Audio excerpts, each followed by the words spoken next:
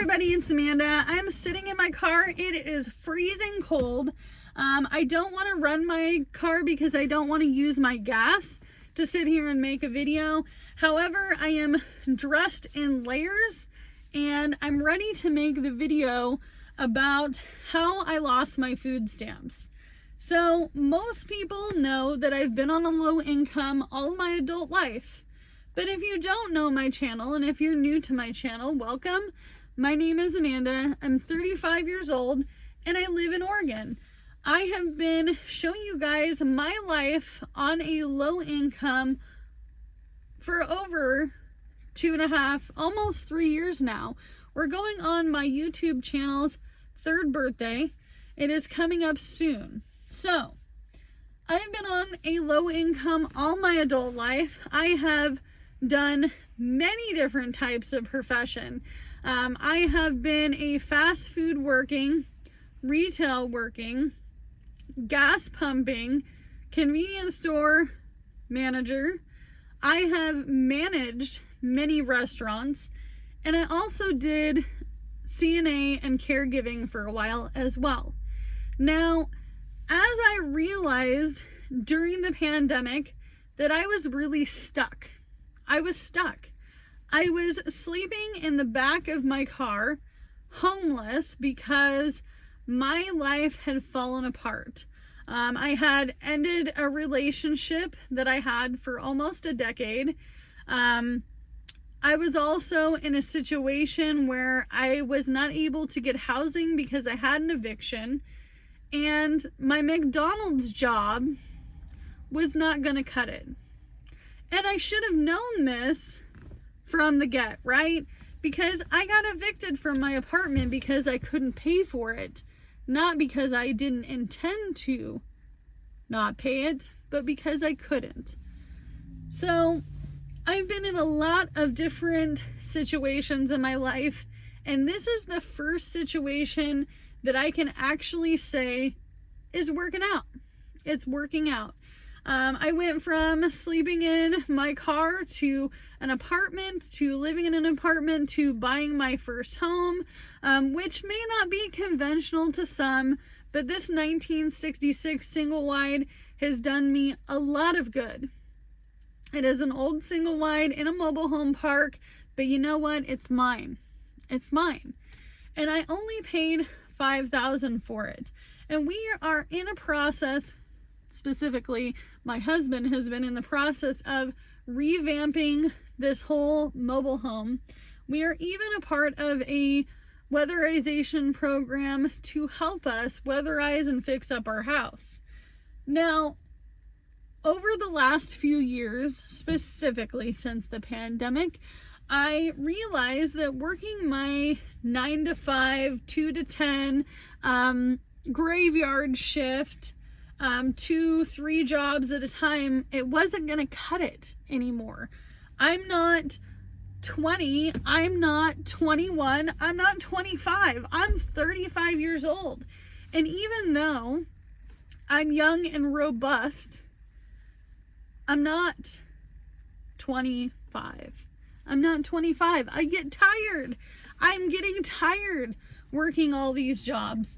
So in the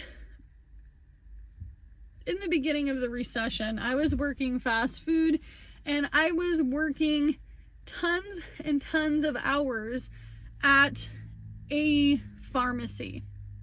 I was a manager, a floor manager at a pharmacy, very well-known pharmacy, and I had realized that something had to change. I'm like, Amanda, we can't keep doing this. My best friend had started dating a gal who was doing Instacart. I said, what is Instacart? What is Instacart? She's like, it's where I go shop for people and I use this app. She's like, sign up and get on their wait list. So I did. I thought to myself, even if I get it, I'll just do it part-time. Well, as the pandemic started to come to a head, and it was halfway through the pandemic, I said, I don't want to work these jobs like this anymore. I can't. I've been doing this far too long, for too many years, and I've been grinding myself into the ground and I'm getting nowhere. So I started working Instacart. I got approved.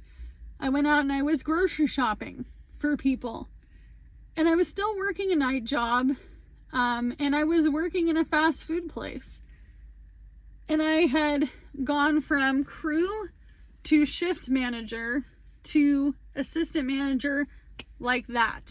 Because we didn't have anybody to work. And I had already had the experience. So as I was doing Instacart, I was making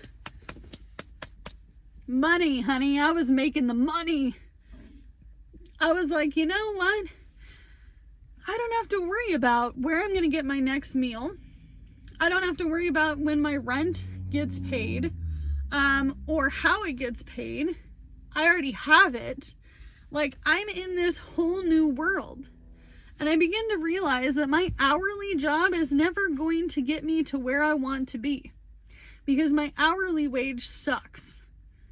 It's bad. There are times where I only make $14 an hour, which seems great to some of you guys because you live on the other side of the United States, but on the West Coast in Oregon, if you're making $14 an hour, you can't even afford a place. You'll be sleeping in your car. Not happening. And so, as I'm realizing these things, I go, you know, I'm gonna talk to my dad, because my dad does Postmates.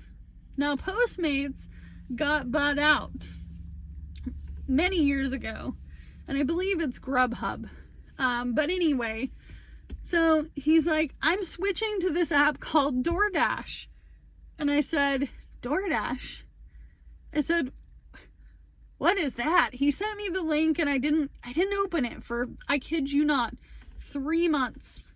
And I'm grinding away doing Instacart. I'm getting tired of shopping and I just want quick, easy money, right?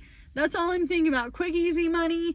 I can do it. I'm going to spend 10 hours doing it. I quit working as much Instacart because I was burnt out. I was like, I'm burnt out.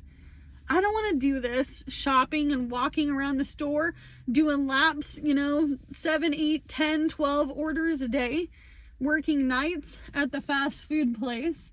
I was scared to quit. And then I'll never forget, I was on my lunch and I finally clicked on the link to DoorDash and I said, Amanda, we're going to sign up and we're going to see what it's about. What's the worst that's going to happen? It's going to be like Instacart and, we're going to make the money, but it's not going to be like super easy, fast money. And all I thought to myself was, I dedicated myself. I dedicated myself to that. So I can dedicate myself to a new app. I sign up. And mind you, I'm the assistant manager. My manager's leaving as I'm getting off of lunch. And I see the app pull up. It says sign in, so I sign in.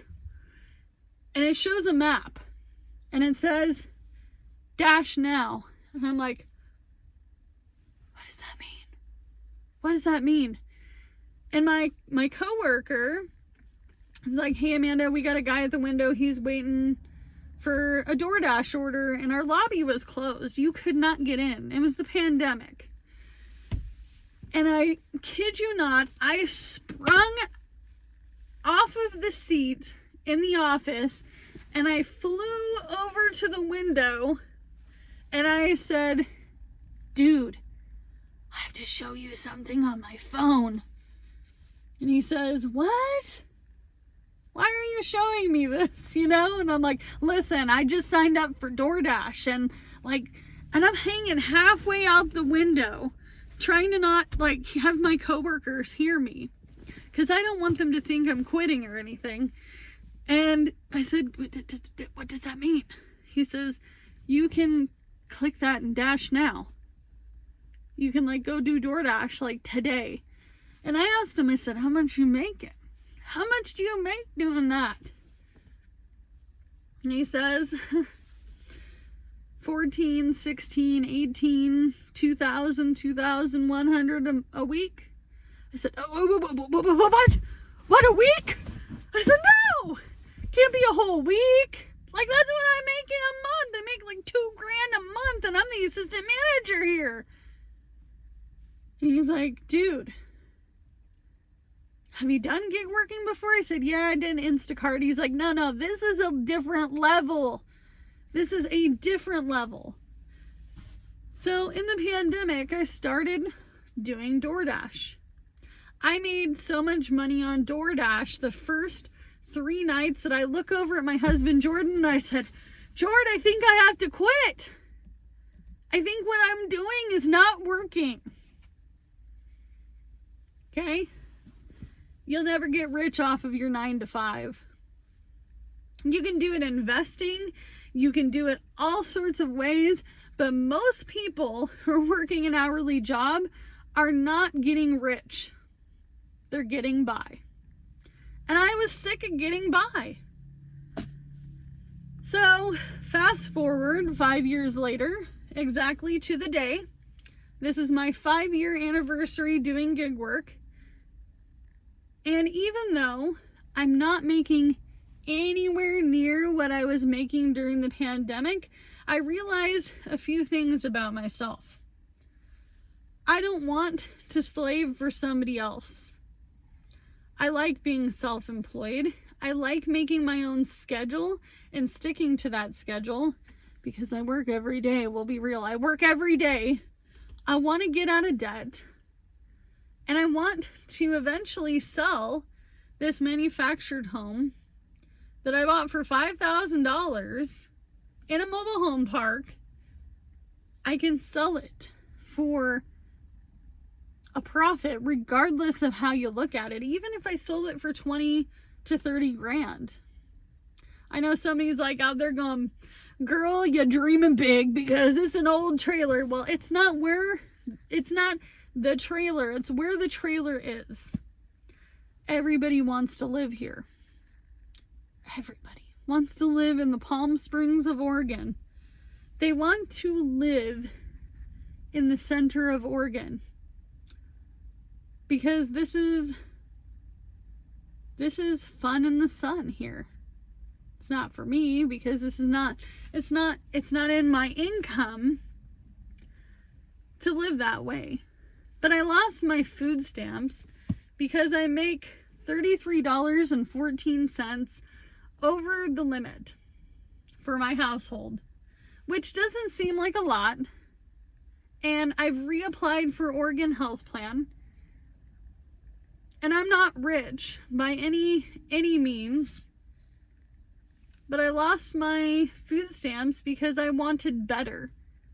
I wanted better, right? Because in this life, it's not about staying in one place. It's about getting better. It's about doing better for yourself. Because I had the ambition to want better for myself, I lost my food stamps and possibly my health insurance too, which some people are going, well, you're dumb. You're dumb. Or some people are like, well, good for you. It's good that you lost your food stamps. I got a comment for my first food stamp video where somebody's like, well, I hope you starve to death because you're stupid. Why would you tell somebody that? Because I wanted better. Isn't that a part of life? Shouldn't we want better? I don't want to be on Section 8 or HUD, which I've never received, by the way. I've always paid my full amount of rent. Even when I lived in a low-income apartment, I still made too much to get any assistance from them. So I was paying market rent. Market rent. I want better for myself, so no matter what I have to do to get better for myself and my family, I'm going to do it.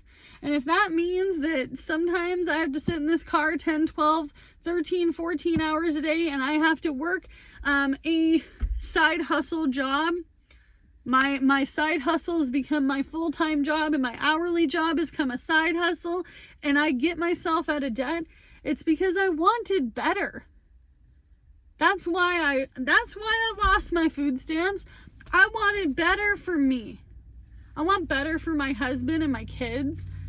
I want to show my kids, hey man, we came from the pits of nothing. We came from nothing. We were working McDonald's, Taco Bell, Arby's, Subway, and we decided that it had to end here.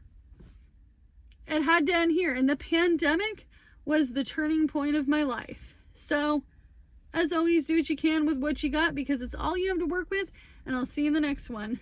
Bye, guys. Oh, hey, if I inspire you in any way to do something different today, let me know what that something is. And I'll see you in the next video. Bye, guys.